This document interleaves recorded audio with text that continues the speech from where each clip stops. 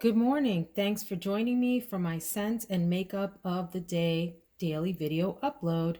I've been thinking a lot about today's fragrance and what I think I want to smell like, and I want to play a little bit with a scent that has been in my collection for quite some time, and that is Agent Provocateur. If you're not familiar with this one, it was made back in 2000, I think it was released by a company by the name Agent Provocateur, which is a British lingerie company, like the Fredericks of Hollywood, except across the pond. And it's shaped in this, grenade bottle with this sort of blush pink. And what I love about this bottle that I think is so super cute is that to spray it, you have to pull whatever the little thing is called out to depress the atomizer and release the scent. So in that way, it really is like a grenade.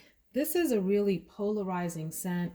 Some people love it, some people hate it. It does open really screechy and loud and kind of maybe even cheap smelling and obnoxious. But to me, it dries down pretty pleasant. It really is a rose and wood and maybe a little bit of spice kind of fragrance, heavy on the rose scent. So it dries down into like a woody floral, but opens really obnoxious. Some people think it smells even a little bit like urine or like bedroom after certain kinds of activities. So we'll leave it at that. But I do love this bottle. I think it's so novel. And it also reminds me of a trip that I took to London with my family to visit my sister. And she gave us all the ladies anyway, bottles of this. And so we've had it in our collection for quite some time. I thought I would experiment though with pairing that with something else, layering. So just a little bit more about this perfume before we talk about layering. It has top notes of saffron and magnolia. And I do think you do smell that saffron there in the opening. Middle notes of rose, vetiver, gardenia, and jasmine. And I would say the rose comes through the most prominently. I don't smell a whole lot of the gardenia, jasmine, maybe a little bit of the vetiver. And then base notes of musk, cedar, and amber. And so I will say that the cedar does come through. So saffron, rose, and cedar are the prominent to me notes as this continues to develop on your skin. As one reviewer said on Fragrantica, you definitely don't want to spray this on your skin and go right into an event. You're going to smell really loud and obnoxious. So give this an opportunity to dry down a bit and consider layering. So I want to share with you what layering combinations I have played with and which one I'm going to select for today. So I do like to, on occasion, go ahead and layer with a moisturizer first. And so I have just the Rose hand cream from Bath and Body Works. It's a shea butter hand cream. And yes, it says hand cream, but people, you can use any cream anywhere on your body. So I'm going to use it on my arms and a little bit like on my neck and upper chest area to kind of lay down for the Agent Provocateur to be on top. By the way, I have had this for the better part of 20 years. This is actually my second bottle. So it's been in the rotation here for quite a while. But anyway, I was thinking of pairing this with, I do have a sample spray of Creed's Royal Princess Oud. And so I experimented a little bit last night with layering these two and giving it a chance to mellow out. And I do think, and maybe this is obvious to you guys listening, but I do think that pairing them together really amplifies, obviously, the oud note or the woody notes in Agent Provocateur. And they complement each other quite nicely. So then the combination is more dry, rosy, and woody. I would say a little aromatic as well. And I like it. So this is a top contender to layer for today. The second pairing that I tried out, because I like to be adventurous with mixing perfumes. And when I say mixing, I mean by layering. You want to lay down the most potent layer first and then the lighter layer on top of that. I don't mean literally mixing the fluid. You don't want to do that. And then some other people layer by spraying in different parts. Like maybe if you're using your arm, you spray on one scent on maybe the top part of the arm, and this one, let's say in the elbow crook, and then let the two sort of waft together in the air. But the second choice is Kenzo Jungle Les Elephants. I wanted to amplify the sort of spicy, subtle notes in Agent Provocateur. And I do think they work really well together. It's giving me a little bit of black orchid vibe with maybe a little bit of sort of barnyard dirt in the background. If you don't like that, don't layer this combination. You'll hate it. But if that does appeal to you, it's quite a powerful mixture. And I think you'd have to go light on the L'Elephant so that the Agent Provocateur rose note can come through and that saffron can shine through as well. So this is a contender as well. And then I experimented with Ari by Ariana Grande. This is such a fruity, girly, light scent. And Agent Provocateur is a more like sex bomb, femme fatale kind of scent. And so these do really, really well together. This one helps Agent Provocateur not be so serious and grown up, a little bit more playful. So that's a great combination as well. And finally, I layered with Royal Equestrian from Alexandria, and it tells you right here that the main notes are vanilla, cardamom, and lavender. So this gives a spicy, again, that sort of barnyard kind of and kitchen spices mixed together smell with Agent Provocateur, which sounds gross, right? But it's not, it's delightful. You have to be in the mood for that. It does then lean the whole scent profile like masculine. And so be ready for that. I think a woman can pull off this combination too. I think though that I am torn between the Royal Princess Oud as the layer and the Kenzo Jungle L'Elephant. And I'm going to go ahead because it's a cold winter day and I want it to stay a little bit on the lighter, woody, aromatic side. I think I'm going to go with the Princess Oud, Royal Princess Oud and Agent Provocateur as the scent of the day. So let's go check out the makeup wardrobe for today. Before we get into the makeup of the day, I did want to say about Agent Provocateur to spray lightly to start off with. My bottle is maybe 8 or 9 years old, so it's a little bit reduced sort of in potency, but it's still quite strong. If you do purchase a bottle and it's fresh in your collection, be sure to spray maybe at the most 2 or 3 times max before you walk out the door, and go wherever it is that you're going, because it's potent and it will knock someone out. All right, so today I thought I would go for a neutral leaning, maybe pink look, and I wanted to feature Aether Beauty as the eye palette for today, but I wanted the lips to be the star of the show, so I'll talk about that in just a second. Let's run through the products. Of course, I put my moisturizer with SPF 50 on.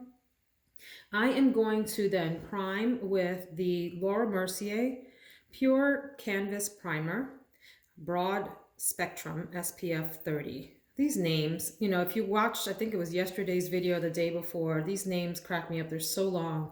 Anyway, if you like a moisturizing primer, this is a nice choice. It is a little bit more emollient than your other primers that are a little bit like, on the putty side to fill pores, or more on the silicone side. This is like a moisturizer, although it dries down quite nicely. I did want an extra layer of moisture today because my skin was a little bit drier today than normal, and so here you go. This little bottle, by the way, well, it's not that little. This is 50 mils, 1.7 ounce. It lasts forever.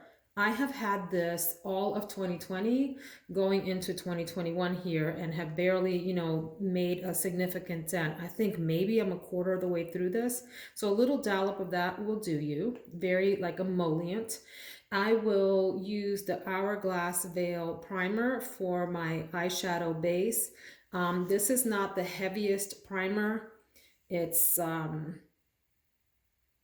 does have a little bit of a thick consistency, but it's not heavy, if that makes sense. It has a slight blurring effect in terms of canceling out the veins and so forth on your eyes if that's an issue for you, but doesn't do like a complete block. So it's up to you to decide whether that makes sense for your eyeshadow look, or if you want to do like a complete plain canvas and go with like an Anastasia primer or whatever.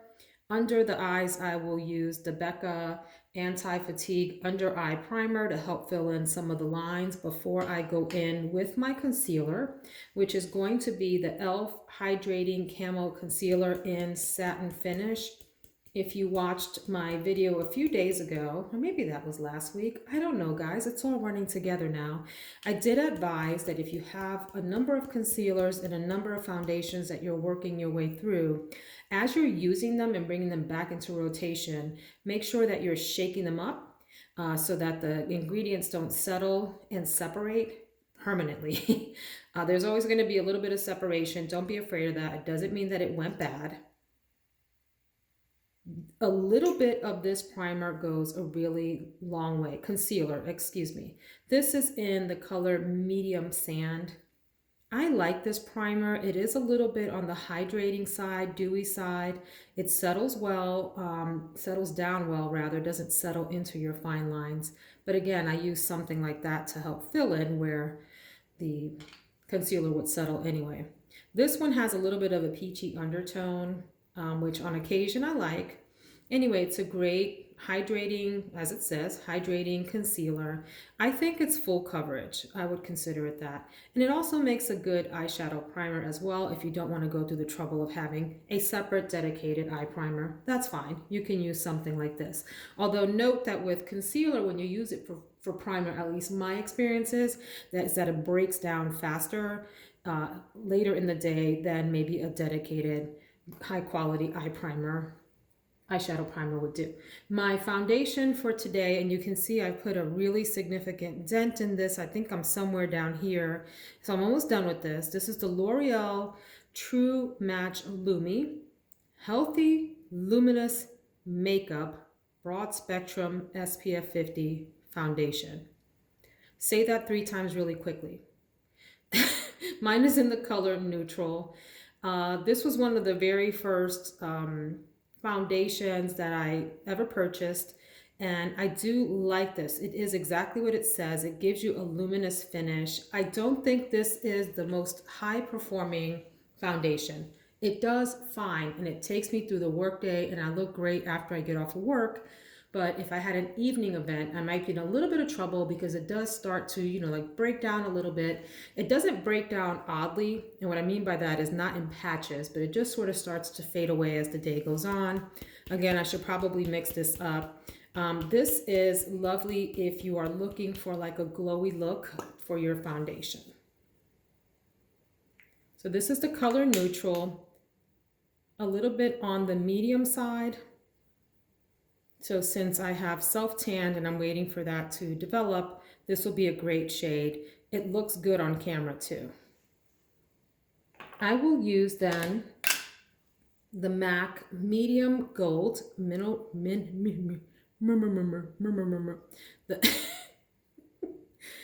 MAC Mineralized Skin Finish Natural Face Powder in Medium Golden. Beautiful, beautiful powder, very light, finely milled. Again, just a really light dusting on my T-zone. And I will occasionally use this under my eyes, although that can be a little bit trickier. It's really just better for me anyway as a just general face powder. So I'll powder my T-zone with that.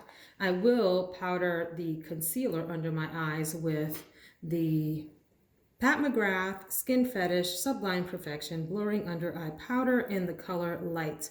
And I got a little bit on me, which is great. So this is finely, very, very finely milled. Gosh, that feels so soft just running your finger over it. So it just ever so lightly sets the concealer and helps it to not crease during the day and does really well. I have it in the color Light and Medium, and I love them both. Moving along, I will bronze today with Bobbi Brown's bronzing powder in the color Natural. I would also like to get this in Golden Light. So this is a bit of a more neutral powder. Isn't that pretty? It goes on really well with a bigger, fluffier brush. Let me grab the brush that I use so you see what I mean. So this is a brush from Eyeshadow. Hope I'm saying that right. See what I mean? So you want a brush sort of like that, not your biggest face brush. You can use a smaller face brush if you want to contour with your bronzer. But if you just want sort of a light wash of color, maybe in the middle of your cheeks and around the perimeter of your face to give it a little bit of toast, a little bit of life, especially if you're on the paler side and you want just a little bit of toasting. A brush like this, especially natural hair bristle, you know, it really doesn't matter. You can use a synthetic brush too, but I like this natural hair bristle. Does really great sort of going all around the face. Let's keep going. My eyeshadow for today is going to be this Aether Beauty, what are you called? Summer Solstice palette. This is such neat packaging. The camera may not pick that up, but it's not flat. This point that it comes to here rises up, which is a nice little aesthetic detail. And it looks sort of prismatic with the geometric design. It's got this elastic band to hold the top down. It doesn't have a mirror. I don't really care. I never use the mirror in the eyeshadow anyway, so that's not important to me. But here are the shades. I have been playing with this. It wouldn't go in like a top 10 palette video or anything, but I do like these colors. They're rosy, but a little bit earthy as well. I'm not sure where I'll go, but I have played with all of the light shades and they perform nicely. I wouldn't say this has tremendous longevity. Again, just great for the workday, but these make nice crease shadows over here. And then the center are all shimmers as well as this one, but you can do a shimmer. This is a shimmer too, and that's a shimmer too. Sorry, so there's some mattes and some shimmers. Point being, you can put this on your eyelid as a shimmer, any one of these, and do just fine. So let's swatch just a couple of these. This is the color Soul.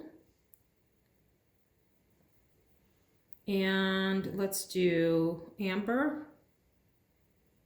Very pretty. And let's do Midsummer. Has anyone seen the movie Midsummer? Woo! You got to be ready for that one. We decided to watch Midsummer, and it's spelled S-O-M-M-A-R on the end. One Saturday afternoon when we had nothing to do, the thumbnail for it looked interesting enough. So we put it on, and it just got more and more bizarre as it went on. And I think I'm still a little traumatized from that movie. Has anyone watched it? Would love to get your thoughts. Anyway, this is the color Energy. So without going on too long, there's lots of different combinations that you can do to give you like a pinky look or an earthy look, or maybe even like a more, you know, purple toned look there. Really pretty soft shadows. And I look forward to figuring out what the heck I'm going to do in terms of my look for this. But I love the packaging. Got this on sale at Sephora. It is a clean brand, if that matters to you. And so there you go. That's that. I forgot to say, can we talk about this gem? Hold up. Wait a minute. This is the RCMA Contour Palette. I guess there's another name for it because there's some light shadows in there too, but I consider it a contour palette. So I'll talk about it like that. These are gorgeous cream shades. You can use these as foundation. You can use these as concealer. You can use these to lighten up the middle of your face. I like it for contour. I haven't really messed in these lighter shades, although you can see I tried to play in there one time. These are gorgeous and they go on, they're waxy in here and they warm up with your fingertip. Check that out. And so it blends out just so nicely. Like if you wanted to use that for contour, sides of your face, hollows of your cheek, whatever. Very versatile palette. I think I got this on Beautylish for maybe 70 something dollars at the time. No one talks about these. I heard Tati talk about this maybe a year or two ago when I watched the video where she did that. I don't know when she recorded it. Anyway, the point is, she used these also like as a crease shadow in her eye. And I thought that was fascinating. I had never thought about using like one of these cream kind of products on your eye before you go in with your eyeshadow. If you just want like a nice brown crease shade as the backdrop for your eyeshadow look. In fact, I may do that today, maybe with like this color. Yeah, I might do that there. So these are not named or anything like that. This is purely for makeup artists to use on their clients for any number of kinds of different applications like I mentioned.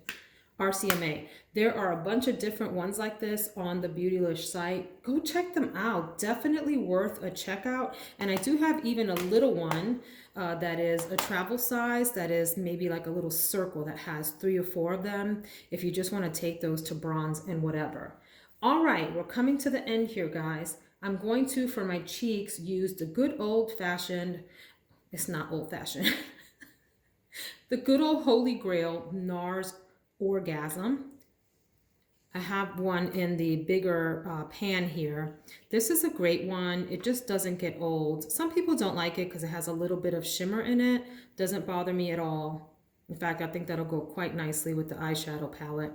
Anyway, nice pinky, peachy color.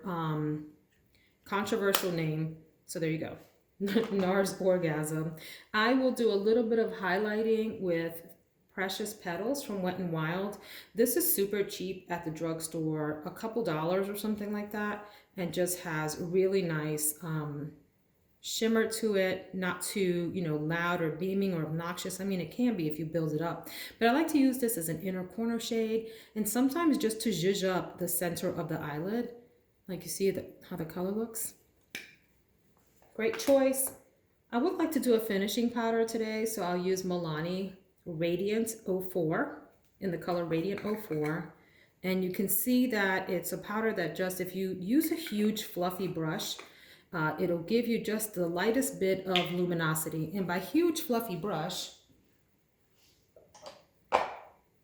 I'm talking about this big, that kind of size, a really enormous brush, just to kind of dip it in there really lightly, tap the excess off and go around the edges of your face, especially your cheeks and so forth. And it blurs your face ever so slightly. All right, let's close out, guys. This one is getting long. Sorry about that. I hope that your coffee or your tea is not getting cold. Pat McGrath Labs Dark Star Mascara for the eyes.